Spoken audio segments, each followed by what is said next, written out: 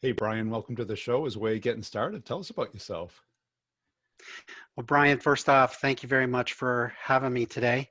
I am currently speaking to you from my home in Tampa, Florida, and I am originally from Pittsburgh, Pennsylvania, and grew up there, and then went on to the University of Florida, where I had the privilege of participating as an equipment manager with the football team, and now I'm into sales since then. So Yeah. that was a long time ago, but the reason I mentioned that is it became somewhat important to my management style. Well, tell us about that. Okay, good. The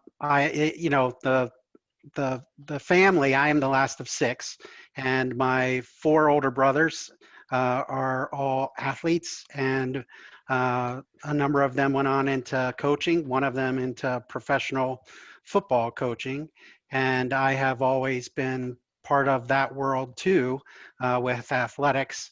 And coaching is really, I think, a great learning area for what we do day in and day out, which is we coach. Yep. We just don't coach X's and O's as far as moving around on a playing field, but we darn sure coach X's and O's as far as how to move through a sales process. So, being the youngest of six, you didn't get much coaching at home, did you? No, yes, I was coached. You're correct. Oh, and or beat. So one of the two. I was trying to be nice, Yes. especially, oh, five older brothers and two parents, huh? Yes. Well, the interesting, it's four older brothers, one sister, but Oh, the interesting thing is my mother saw a profile on public TV or something where they talked about where each child, as they go down the lineage, will fall professionally. And once you get past four, the likelihood of them being in the sales field goes up to like 85%. wow. And the reasoning for that was that you had to spend your entire childhood negotiating Dating. and selling. Yeah. Well, I think there is a lot to birth order and where you fit into the world. Yeah, And I've seen it a lot. And I've seen a lot of middle kids do well in sales because they don't get the same. attention. Yeah, same thing, Yeah. right?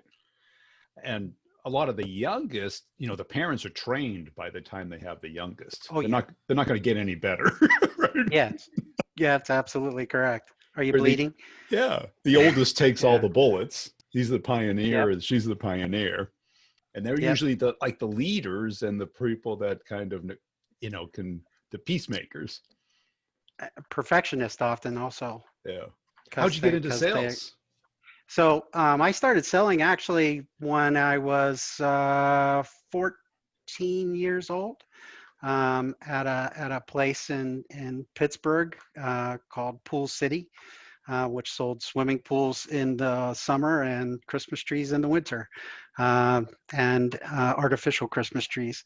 And that was actually my first experience with commissions, that allowed me to say that's pretty cool because I can make more than just, at that time I think it Oh, was a wow. dollar 75 an hour, right, minimum wage. And it actually ended up paying for the portion of my college that was not covered by scholarship. So it was a great thing. And I went to college with the intent of being in sales, You which did. at that time in the 80s there wasn't really a major for selling. No. So I picked journalism and public relations.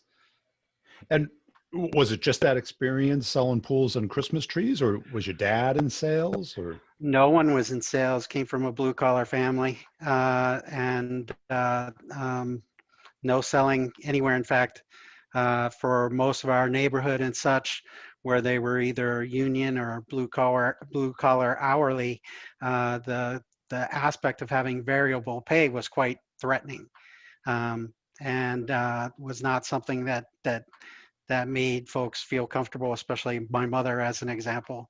Yeah. But I found it to be quite positive, and I was interested in that.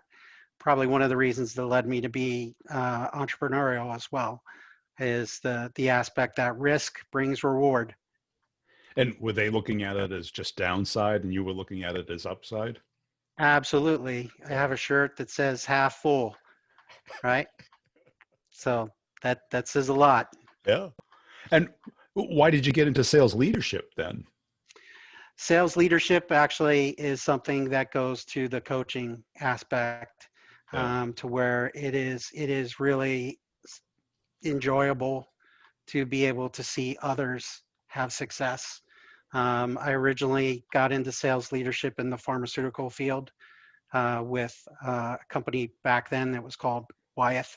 I started with A.H. Robbins, all of them. It's now Pfizer after the, I don't know, 15th acquisition or whatever it might be. Yeah. But was there till 97. And that leadership component was quite good, because my first experience in becoming a leader there was as a district manager, and I got to hire 7 people right from the outset. So that became a pleasant experience to be able to go through the hiring process in the early 90s, then go through the training process and watch people develop Yeah. in new territories. And they all did quite well. And one of the things that again, from siblings and other coaches that I admire, really emphasize that it's all about your people, that you need to be sure that the blame sets with you and the success sets with them, and try to do that. As well as the other thing that we've always emphasized on our teams is teamwork, and that is very challenging when you have folks that sometimes are competing for the same pie. Yeah. So that becomes an interesting dynamic. And if you I've always had good luck with people that have participated in team sports. I think because you understand at an early age that it's about wins and losses, and it's also about dependencies on others around you, and it's not simply just one person. Yeah. And what do you look for when you're interviewing and building a team? The primary thing that I've always had good luck with is work ethic, and looking for not necessarily, in fact, um, not usually even experience in the exact vertical or field that I'm in. It's the ability to sell something and to prove that you have been able to work hard. Hard work, whether it be athletics or many other things, can make up for a lot of things. In fact, I've been watching the Michael Jordan Last Dance Yeah. component, and it's amazing the amount of work that he put in to be the championship level player that he is and was. And I think it's the same thing here, is in selling, is that it is a lot about the hard work. And also, once somebody says to you that, hey, Brian, you're lucky. If I could have the podcast that you have, it would be easy. But my world is so much more challenging. Well, the only reason it looks easy is because you've worked hard, and that's what I typically look for, is somebody that has a really good work ethic, and has proven the ability to sell something successfully. Yeah. And have you ever found a false positive with that? You know, Oh, of course. because Sometimes I wish I were perfect at hiring. right, None of because us are. you find the person who's really busy and they do work hard, but not on the right things, not at the right Absolutely. level. Absolutely. Which is where, and you have all your different training aspects of interviewing. I've always been trained in the aspect of past performance is the best predictor of future performance. Yeah. So it's all about telling me examples of how, what it was that you were doing, how you did it, and what were the results of what you did. I've been told that I'm a challenging interviewer, mainly because I don't speak. I ask you questions, and you speak, right? It's all about, well, it's again the way I was trained, is that it's all about, if I'm the one talking, then you as the applicant are interviewing me, as where if I'm supposed to be interviewing, you should be doing all the talking. So that hopefully allows us to do a more better comparison and eliminate some of those false positives, but nobody's perfect. And I love those analogies to those documentaries because I can watch them over and over again. Hmm. But you see a mindset there that Absolutely. that laser focus and the desire to win is all encompassing. Yes. And I'm actually seeing my son as a cross country runner. His coach is a big believer in that, in Michael Jordan, the last dance component, as he said, that's a lot about me, and watching it. And I see those same dynamics play out in the way that he coaches the boys, and the boys just really truly admire him. So and he's won state championships, so again it translates over. And the thing about Michael Jordan, what he would always say is, I'm only asking you to do what I do. Yeah. He's a very demanding teammate, but he said, I do everything I'm asking you to do. And I think that's important also in leadership. And because you do see both athletes and salespeople, because I think they are the athletes of the business world, Hmm. where you're only as Yeah. good as your last game. And that frustrates folks to hear, right? Yeah. Because it's about the scoreboard, and the scoreboard, at the time you get to celebrate the scoreboard, it's already over. And they're already saying, you know, leadership is saying, okay, that's great, but that was yesterday. Yeah. and and Congratulations. let's talk about let's talk about today. And by the way, it's going to be even harder the second time. So that's the nature of our game, right? Is It is. we are in a very accountable part of business, and it is all about wins, losses. I think that's why there's many folks that do use sports as a comparison. Another one is military, Yeah. right? Because you're fighting for that piece of turf, and it's either you're going to get it or they're going to get it. So Right. There's no second place. correct, correct. And we have there's to your point, is I think this comes from Talladega Nights, maybe, is the We're going through. or it was actually or it was Harold. actually just true NASCAR, to where it might have been Bill Elliott, or no, um, gosh, I'm forgetting who it was, but the line goes is that second place is first loser. Right. That's a harsh Well, way to put it, but you're yeah. first loser. Yeah. I mean, but like, unlike, because I ran cross country, there is a second place. And Yes, sales, there's no difference between second place and last place. correct, Both make the same amount on the deal, zero. correct, correct, correct. And that Yeah, then that's a weird way or different way to live for a lot of people, it because is. a lot of people who go through academia, they look at it that there is a second place, that there's a credential. Look Mm-hmm. at my diploma. Look what my credential. Mm-hmm. And in sales, Mm-hmm. that's nice, but that Mm-hmm. customer doesn't care about that. No, the one benefit that you do gain, especially in our business with Green Dot and Rapid Pay Card, is that we have another chance at the business somewhere down the road. Yeah. And the critical factor is so very much use athletics as an example, to where you get to play them again later in the season. What did you learn the first time? How are you going to attack it this time? What can you do differently? The other aspect is that there is a bit of relationship building that can go on during that 3-year period after you've lost. That to short go, 3-year yeah. period. Yeah, a short 3-year period, but it does, it's interesting. It's when you lose, that's long way out. But if you have to go through an RFP process, you go 6 months past that, that loss, and then you're only really about 12 to 16 months away from the next RFP process. Yeah. So you've got to stay involved and stay up to it. But And interesting. how about that mindset when you're interviewing somebody?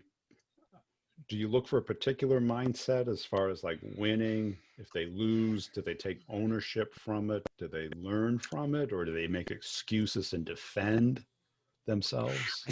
I think, Brian, you hit the nail on the head with the first scenario, is the aspect of when I'm asking you about the situation that you were going in, and we'll typically ask about, a loss, right? Is tell me about your most, it'd be something like, tell me about your most devastating loss. And the devastating loss could be a big deal. It can even be a small deal because Yeah. whatever it is, you had some expectation, you counted it to win some award, whatever it might be, and you came up short. So you tell about it, and then what is it that you did? And then finally, what it comes down to is what was the reasons? Were you accountable? And if you're saying, oh, it was all my boss's fault, or The the product. company gave me bad pricing, or et cetera, whatever it is, that's different than Brian, you saying, I realized that I took that one for granted. I didn't really pay attention to the customer, as where, customer Nancy was telling me all of these things, 1, 2, 3, and I kind of just overlooked it. My competitor paid very much attention to it and ended up finding out that's why I lost. Yeah. So what did you do next time, Brian? Right. Right? So And when you hear that pushing the responsibility or not learning, is that game over for you? that's not good. That's That's correct. Yeah. Yeah. Would it be for you? not at all. I mean, I hear that and Yeah. I'm like, and well, that's the problem because sometimes you inherit people and you hear that Hmm. and it's like, yeah, everyone can make an excuse and they all sound beautiful, well Yep. articulated, but Yep. it Yep. doesn't matter. Yeah. Now there are times that your product isn't ready. There's reasons, right? And yet the company put you out there on the playing field. Yeah. That's where you as a leader need to take the responsibility of, hey, I recognize this really wasn't ready. We put you out there sooner. We'll try to compensate for that in some way or another. Typically help in some way. But those happen. Those should be a rarity. Uh, Typically, that's not the reason why you're not making quota, right? Yeah. It's typically it's up to you, and that's the challenge. This is a performance job. It is a performance job. And how do you, what do you look for as far as that emotional attachment to winning and losing? Because sales is weird because on the prospecting side, you can't be emotionally attached. You'll drive yourself crazy. But, Correct. You but have to on the prospecting side. You've got to recognize that it's the majority losses. That's where you're looking yeah, for, you're looking for a win is actually gauged differently on right. the prospecting side, to where if you get somebody to engage, that could be, you should A call that win. a win, Yeah. right? Whatever that is that's going to take you and make you feel more comfortable going back out on that playing field, picking up the phone, making a presentation, whatever it is that gets you out there to do your prospecting. Then when you get to the actual deal, and once you're into the sales process, then you've got to even take encouragement from, is it moving along the funnel, Yeah. and are you moving it forward? And that is a critical component of keeping yourself motivated. So I'm looking for those types of cues. Is, does a person see that as an advantage? But also, as a coach, that's oftentimes where you got to point that out. is the aspect of, hey, this deal's moving along. It might not be as fast as you'd like, but it's moving along. And how about as And far as those aspects. being Go able to ahead. articulate how and why they win?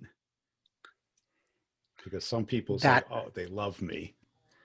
And it's like, okay, but why do they uh, love you? yes, correct. The love me part becomes even harder in the virtual selling, right? Doesn't it? Yeah. As we're going through today, and that is, and who knows how long the virtual selling will continue. Fortunate thing for us at Rapid, when we first began, my co-partner and I, co-founder and I began in Tampa, and we didn't have money to cover the country. So we were one of the first people to sell virtually using WebEx. In fact, I would have to explain to people what WebEx was, how it worked, et cetera. And it was, so this was kind of back to the future for us. But one of the challenges that we faced back then was hiring somebody that was very much used to that personal shake your hand, take you to lunch, coffee, whatever, very much that relationship face-to-face type of selling, and then putting them in this scenario because the love me component became was a big part of their style. Yeah. And in the virtual part, it's hard to get that love me stuff out, to be successful. It is really what we talk about and what we share amongst each other. Part of that team is how you can be successful, and how one person has one particular style and another person has another, and maybe they can benefit cross-pollinating a little bit, but your core still remains very individual to you. And you have to try to um, take whatever your best assets are as a salesperson and bring them forward into the arena in which you were forced to play. And if the case is that we're forced to play virtually, then I've got to somehow come up with some way to take my style and make myself successful. And there may be some folks that can't make that transition, and they may have been good in the old days and they're going to struggle today. How about as far as being able to understand the process other than personality, rapport? But, some people are unconsciously competent, but like in football, you have to get the ball from one end to the other. And there's a Hmm. lot, you can pass, you can run, you can kick, you've got Hmm. alternatives. And can the person articulate how they do that? Absolutely, that is a big part. Is can they? The Yeah. other factor is in today's world, with us going to, you used to be able to sell to maybe one or two individuals. We're business to business sales. Right. And in business to business sales, you maybe you started, if I go back to my beginning days in the 80s to the 90s, I'm selling to you and maybe your partner, right? Or your counterpart. And in today's world, we've got 5 to 7 stakeholders involved in the sales process. And to your point of taking that ball and moving it down the field, is they've got to be able to explain, how do I engage with 7 different stakeholders, Yeah. 5 different stakeholders, for that all come together and have them vote committee wise for us or Right. for me. And that is a critical component as to, and each particular stakeholder could be an individual sale unto itself. So I got to sell Brian on what's important to Brian. I got to sell Janine on what's important to Janine, et cetera. And then find out who the champion is, who's the leader in that whole quorum, and have them buy in and go forward. So And what's your approach to coaching a rep? Is it through the pipeline review? Is it responding to their request? Is it signals first off, that I'm coaching coaches. are you? I'm coaching coaches, so Wow. that's that. I have leaders that report to me directly. So a big part of my process for the last, since 2011, is is coaching my coaches. So a bit, yes, to the point of coaching through the pipeline, absolutely, that is what they are doing on a regular basis. Also, monitoring, the least popular thing of any salesperson is having their leader, their boss, monitor activity. Activity still plays a part. You have to monitor activity. The activity that goes to the work ethic, that goes to the if you've got, the more at bats you have, the more likely you're to hit the ball, etc. So we do have that, and also the monitoring of the activity associated with prospecting. One of the challenges that we do face, even if we make a good hire, is the person gets so focused on pipeline and closing out what's in the pipeline that they forget to fill the other end. So you just keep, Right, you're roller going with coaster. the roller coaster, or the big hit, and then the drought, and then also their panic of, oh my gosh, I know I should have listened to you, boss, but 3 months now, ago. I don't know yes, correct. Yeah. And that's always, so how do we coach? We coach really trying to focus on, you can't ever lose sight of what's filling that funnel, Yeah, and don't get so locked on to these end a particular quarter. deals. Yeah, Hmm. And don't get locked onto don't get locked onto the whales, the big whale that'll, but that'll feed me for a year. Yeah, well, you you lose forget it it. and you're Right. starving. So, we survived as a startup. Now we're part of a publicly traded entity, but we survived as a startup with just what many people would call a bunt, right? Just I wouldn't even call it a base hit, just a You get bunch of hit. bunts. Yeah, we got in the field and we won. But then that builds, and you got to build your reputation, and then it goes on. But singles and doubles are, that's your livelihood right there. Yeah. And what was it like going from being a leader to being a leader of leaders?